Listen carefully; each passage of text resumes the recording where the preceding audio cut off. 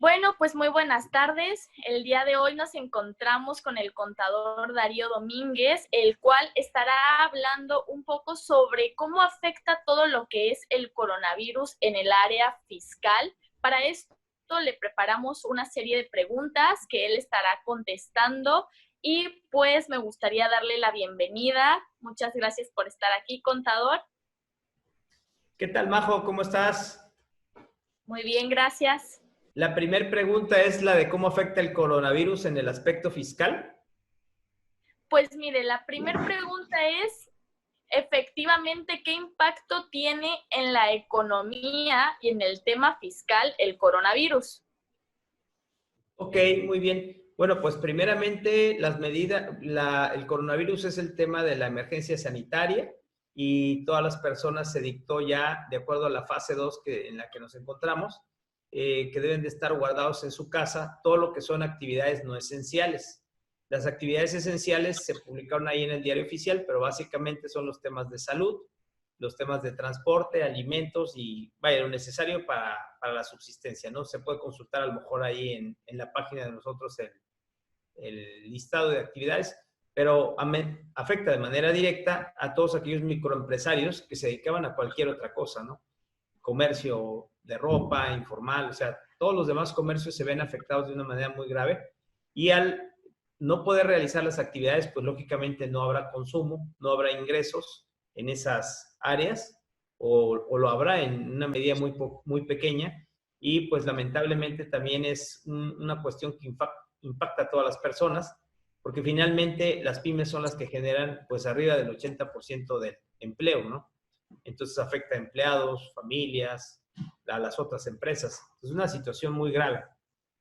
Y Y a usted obviamente como, impacta lo fiscal porque al haber menos utilidades, lógicamente los impuestos y la recaudación también va a bajar de una manera significativa y de una manera natural. A lo mejor no bajará a las expectativas que tenían los empresarios, ¿no? A lo mejor los empresarios digan, no, pues no deberíamos de pagar nada, ¿no? Y seguro que ante esta necesidad y tener que soportar las empresas, apoyar a las familias y todo este rollo, pues obviamente que o canalizan su dinero a eso o a lo otro. Incluso a lo mejor no alcanza para los dos, ¿no? Entonces sí es una situación muy grave. ante esto, ante esta situación, ¿usted qué propone para los empresarios? Bueno, una de las cosas más importantes, nosotros hicimos un webinar para dar estructuradamente esta información. Es demasiada información, pero procuramos resumirla a que fuera básicamente un webinar de 40 minutos, más preguntas y respuestas. Recomendaría yo al auditorio que vieran esta liga, este webinar, para estar informados, porque se da todo esto desde un contexto toma de decisiones para las empresas, desde las pequeñas hasta las grandes. Y nuestra propuesta principal es que al verlo, ellos puedan llenar el formulario de datos para que nosotros podamos conocer y dividir. Haz de cuenta que si llegan 1,000 personas o 300,000 personas y ven el webinar y todos meten sus datos, nosotros vamos a poder estar en posibilidades de darle una mejor asesoría desde un punto de vista global, porque aquí estamos metidos todos en el asunto. Yo dividiría el auditorio o las personas que se registren en los que se dedican a actividades esenciales, pues esos sus ingresos van para arriba. Tienen otro tipo de problemas muy diferentes a las personas que tienen actividades no esenciales. Pensemos que si están los hospitales, pues ellos sus ingresos están hacia arriba, están subiendo los ingresos. Pero si te dedicabas a vender en un mercado o en una plaza comercial, pues obviamente los ingresos van para abajo. Esa es la primera división. Segunda, las empresas que tienen suficiente capital para soportar a lo mejor un mes, que es lo que está pronosticado, pero que sabemos que se puede afectar más meses.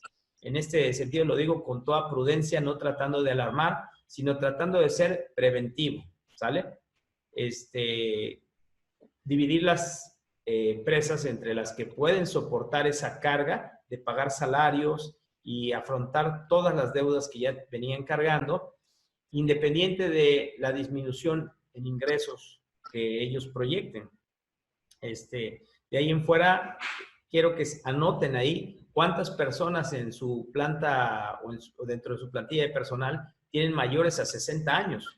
porque ellos deberán de seguir una normatividad específica de irse para su casa. Igual, ¿cuántas de las mujeres que tienen como trabajadoras están embarazadas o lactando, que es otra de los segmentos de alto riesgo? Y finalmente, yo inclusive hice el cuestionario para que calificaran ahí cuánto tienen de deudas bancarias, cuánto tienen de deudas con proveedores, cuál es el plazo que tienen, de tal manera que nosotros a llegarnos de una gran base de datos, podamos, por así decirlo, meterle algún algoritmo para clusterizar y separar la audiencia, de tal manera que digamos, por aquí hay un 60% de actividades, un 70% de actividades afectadas, pero por este lado tenemos actividades en repunte. Entonces, estas personas van a tener una necesidad de proveedores de servicios, de importaciones de material médico. Y no solo eso, algunos hoteles se están convirtiendo en unidades médicas. Y esto es una medida muy sabia, pero hay que acelerar estos procesos, porque cada día y cada semana que se retrasa esta toma de decisiones, pues obviamente se ve impactado el ingreso de las familias más pobres. Pero por eso pido que Sí, vean entiendo. el webinar, pero Entonces, principalmente que llenen la base de datos. Sin la base de datos sería muy difícil darles ayuda. Ya de ahí, si sacamos 4 tipos de empresarios, yo podría armar un webinar para cada tipo de empresario y darle una orientación más concreta, para que sea más rápido, más concreto y para evitar confusiones.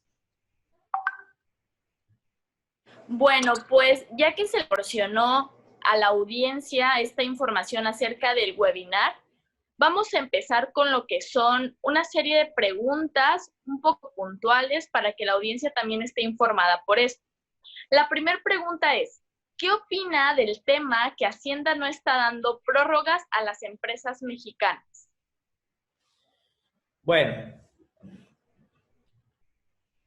lo principal que yo siempre opino en respecto a estos temas que tienen mucho que ver con la política del país es que no podemos sentarnos a esperar que el gobierno nos rescate. Yo podría decirte ahorita, no, pues yo creo que sí se deben dar los apoyos, obviamente lo pienso y todo eso, pero para no detenerme mucho en eso, yo más bien lo que diría es, las empresas sí necesitan el apoyo, mas no todas. Como yo lo dije hace unos momentos, hay unas que están repuntando, están creciendo, en lugar de expandirse, están teniendo más utilidades. Si tú quieres, es un pequeño sector, pero finalmente ese sector no requiere ningún estímulo fiscal, a menos que sea para que el gobierno las dirija a realizar más de esas actividades o a dar ciertos subsidios. Pero las que sí necesitan un subsidio de inmediato son aquellas actividades no esenciales. Y más allá de los subsidios, yo hablaría de una rectoría del Estado. El artículo 28 constitucional nos habla que el Estado tiene la obligación de dirigir las actividades económicas de una u otra manera o de influir en ellas a través de estímulos fiscales. Entonces, ¿qué es lo que necesitamos? ¿Qué van a hacer toda esa fuerza laboral durante el mes o los meses en que dure la contingencia? Para mí ese es un factor importantísimo. Quiero que pienses por un momento, hay ciudades donde son famosísimas por su actividad económica tan dinámica, por ejemplo, el Distrito Federal. Imagínate toda esa fuerza laboral que están acostumbrados a trabajar a un ritmo en sus casas sin hacer nada, no porque no quieran, sino por el tema de la contingencia. Entonces, ¿por qué no utilizar esa fuerza laboral, aunque sea en nuevas actividades? El mexicano es súper ágil de mente.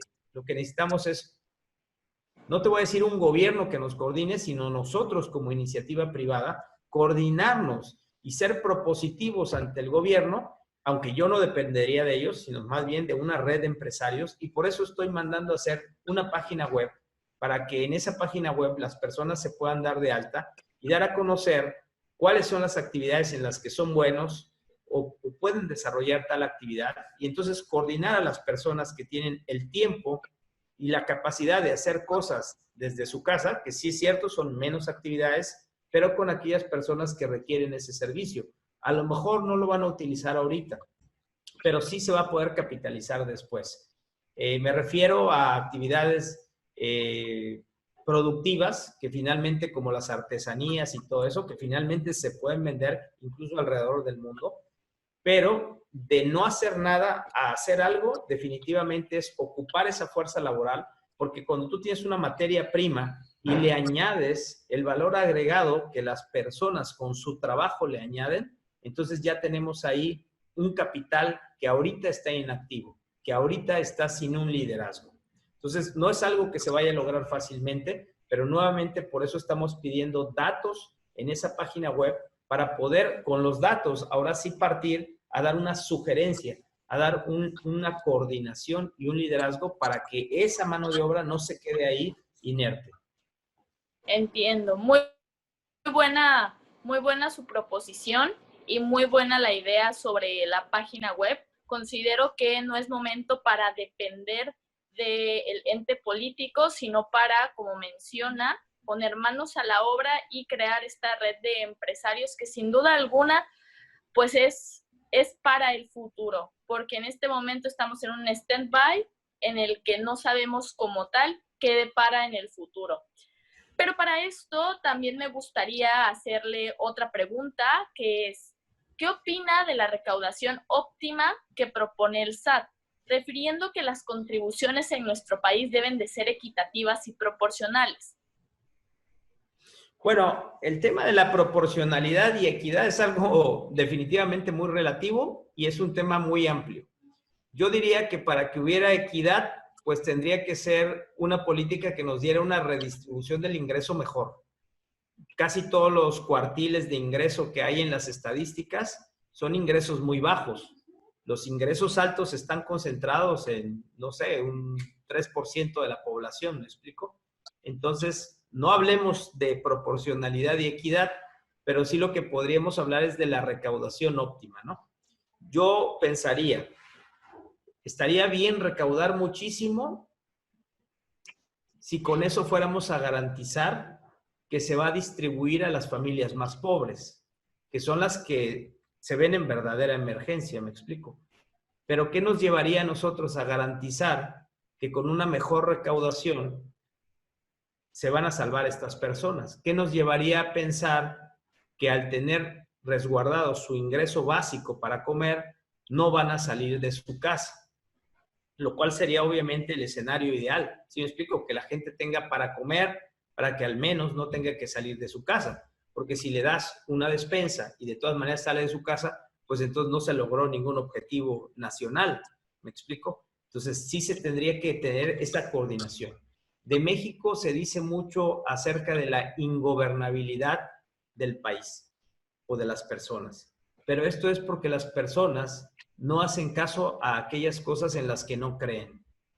Es decir, si te mandan a que te resguardes, que yo lo apoyo y que yo estoy de acuerdo, pero la persona se queda sin comer, ¿cómo puedes hacer que se quede?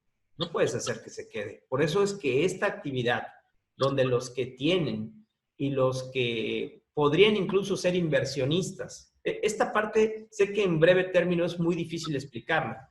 Me gustaría más, ahora que esté la página web que la vamos a sacar a la máxima velocidad, ahí se van a ver ejemplos muy claros. Pero es básicamente que en lugar, o sea, sí se va a tener que compartir el pan, sí se va a tener que compartir la comida, por solidaridad y por el bien de todos. Porque finalmente, si el virus no se contiene, pagarán los ricos y los pobres con su propia vida. Entonces, realmente sí es algo muy serio y es algo que nos une, porque afecta a todos. Entonces, la creatividad del mexicano está más en el sector privado que en el sector gobierno, pienso yo, porque en el sector no gobierno, pues hay estructuras burocráticas que no permiten una agilidad que en este momento necesitamos, ¿sale? Entonces, volviendo a tu pregunta, recaudación óptima, pues yo no creo que eso resuelva las cosas. Al contrario, en todo caso, los empresarios que vayan a formar parte de los fondos de ayuda para las personas más pobres, y no necesariamente donándoles y regalándoles el dinero, sino tal vez con préstamos y tal vez con entrega de mercancías que sean procesadas y después retornadas semanalmente, para que, obvio, va a haber un riesgo de impago, pero los mexicanos en ese sentido somos muy solidarios, ¿me explico? Yo considero que es preferible de todos los riesgos elegir el menor riesgo, ¿sí me explico? Pero sí, de estos empresarios que pudieran apoyar a las familias más pobres, ya sea con préstamos o con inversiones de negocios, estoy hablando pequeñas, para la subsistencia de estas familias que podrían fabricar o producir desde su casa, sabiendo que los mexicanos hay mexicanos súper trabajadores, estas empresas que darían estos fondos se les tiene que dar un estímulo fiscal, aunque a ellos les esté yendo bien, porque finalmente son los que se están haciendo cargo de determinado número de familias. Pero esto tiene que quedar documentado de una manera ágil, en una plataforma que te estoy diciendo algo como Rappi. Rappi te conecta a esta velocidad personas que necesitan un servicio con personas que ofertan un servicio y que puede ser un servicio tan sencillo como llevar los alimentos, lo cual sí es una actividad esencial. Entonces, pero no todo puede ser fuera de la casa y toda la gente que se queda dentro de la casa, hay mucha gente que hace joyería y pueden ser de 60 años y pueden fabricar desde su casa. A lo mejor no es el gran negocio, pero sí te va a dar para comer. ¿Me explico? Esa es la coordinación que necesitamos generar en estos momentos. Y estas son tan solo unas ideas, pero te puedo asegurar que en México, los mexicanos, tenemos muchísimas más ideas. Tenemos que ser agresivos en el sentido de ser propositivos para que de ahí surjan ideas que se puedan aterrizar. Y nosotros, de una u otra manera, como empresarios, tenemos el deber de brindar las herramientas que faciliten el hacer llegar o conectar estas dos grandes áreas, la necesidad con la otra necesidad. Y ante esto, ¿la situación como tal otorga alguna ventaja competitiva o buenas oportunidades? Yo pienso que sí. Qué bueno que me dices eso, Majo. De verdad me empodera mucho esa pregunta. Claro que hay oportunidades. Históricamente, en todo momento de turbulencia, es cuando más oportunidades ha habido. Por ejemplo, si tú eres alguien que está invirtiendo su dinero en el banco, no tienes una gran oportunidad. El banco está dando una tasa de interés bajísima. Prácticamente cualquier negocio es mejor que tener tu dinero en el banco. Claro, afuera del banco entras en una zona de riesgo, por lo cual requieres a lo mejor abogados, contadores y creatividad para poder realizar las inversiones. Pero te voy a hacer el caso de una persona que se llama Yunus. Yunus es una persona que ganó el premio Nobel, es una persona de la India que ganó el premio Nobel por un modelo de negocios del Banco Grameen. Y en ese entonces había la teoría o el paradigma de que no es buen negocio prestarle dinero a los pobres. No es buen negocio prestarle dinero a los pobres. Pues él rompió ese paradigma y precisamente le empezó a prestar a los pobres, particularmente a grupos de 5 mujeres que se aliaban para hacer pequeñas industrias como hacer comida. Y resultó que las 5 se ponían como responsables solidarias de cada uno de los préstamos y si una no pagaba, las demás respondían por esta. Es un sistema de respaldo, me explico, con unas tasas de interés o ganancias que según tengo el dato, alcanzaban el 92% anual de ganancia. Imagínate, un negocio súper rentable. Buena paga y todo, claro, tiene que hacerse con inteligencia, no nada más es de repartir dinero así, pero a lo que me refiero es a que es el momento, ya alguien ya creó algo similar, ¿me explico? Obviamente que es trabajo, decisiones, inteligencia, tecnología, claro, no estoy diciendo que sea fácil, pero ahorita hay retos prácticamente imposibles que se tienen que librar y la tecnología existe, la inteligencia y además existe el capital. Por ahí leí una nota que con la riqueza que existe se podría acabar con la pobreza 7 veces. Es decir, toda la riqueza del mundo está concentrada en pocas manos, por la habilidad que tienen para hacer negocios y por otras razones. Pero con la riqueza que está concentrada en estas personas, se podría pagar 7 veces, o sea, con un séptimo se podría acabar la pobreza. Entonces, dinero hay, inteligencia hay, tecnología hay. Lo que hay que hacer es moverse con velocidad y ser agresivo, porque de todas maneras las pérdidas para los ricos principalmente se darán. Entonces, ¿por qué quedarse sentado? Mejor accionar. Ser agresivo.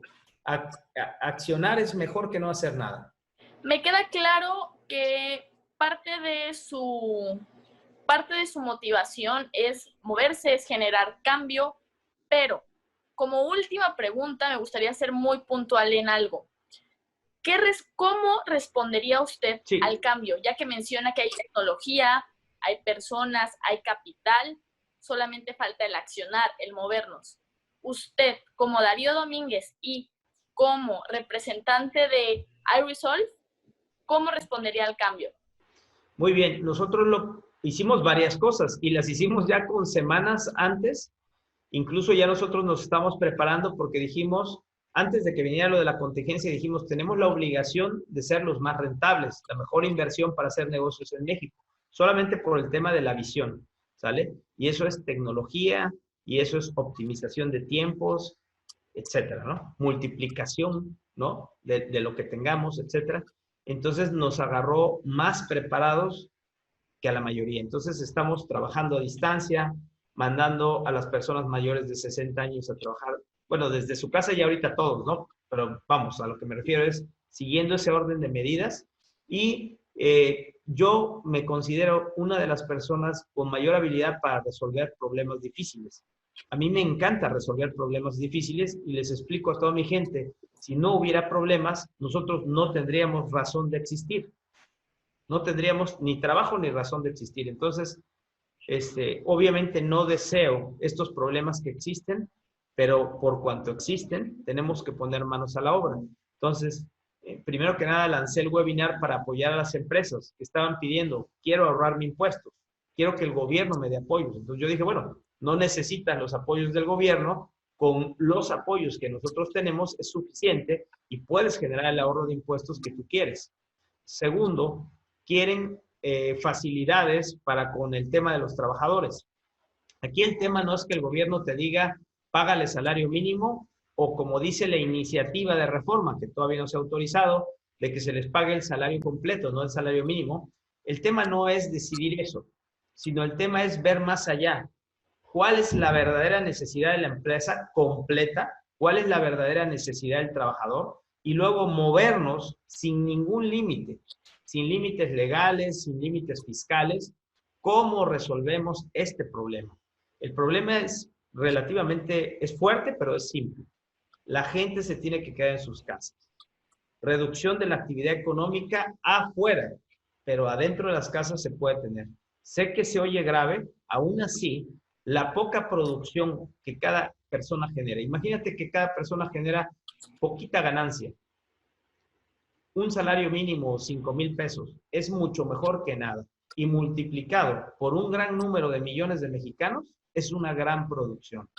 Claro que es algo bueno. Ahora sí que, como dicen por ahí, lo que sea es bueno, pero en ese volumen, maravilloso. Entonces, nuestra iniciativa fue ayudar a nuestros clientes con este webinar, ayudar a otras personas con este webinar. Y de ahí yo dije, bueno, yo sé que podemos hacer más. Movámonos a hacer más y mandé a hacer esa plataforma para que tengamos la base de datos y la gente que se suscriba ahí, la gente que cree en esta iniciativa va a llenar sus datos y van a escuchar las propuestas, que no vendrán nada más de nosotros, sino serán más propuestas clusterizadas de más gente y conectar a todas estas personas, las gentes que necesitan el servicio por alguna razón y tienen el capital para inyectarlo, y las personas que necesitan trabajar desde casa. Y entonces generar esta sinergia. Nuestra intención ni siquiera es tan ambiciosa, es generar unos cuantos testimoniales de que esto se puede hacer exitosamente. Y una vez que tengamos estos testimoniales, que más gente se sume y que se encuentre en la misma situación o similar, para que entonces ese ingreso que necesitan se pueda hacer desde casa. Claro que sí, todo se puede. Nada más hay que pedalearle aquí arriba. ¿Me explico? Sí, claro. Pues usted me brindó muy buenas respuestas. No creo que solamente sean benéficas para mí, sino para todo aquel que le llegue este mensaje que usted hoy ha dado, estas respuestas, estos planes.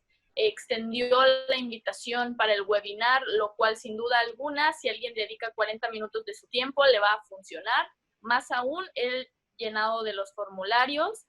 Muy Y importante. de mi parte agradezco, sí, y de mi parte agradezco su tiempo para responder estas preguntas y para pues estar presente en esta entrevista, porque con cuarentena y coronavirus tenemos herramientas tecnológicas para poder lograr esto. Así que Es correcto, muchas Majo. gracias. De hecho, creo que no hemos trabajado tan fuerte más que ahora más que nunca, ¿no? Con todo y contingencia, más trabajo Sí, ahora que nunca. Sí. Pues me da gusto eso sí saludarlos, lo así que hasta confirmo. luego y que Dios los bendiga. Igualmente.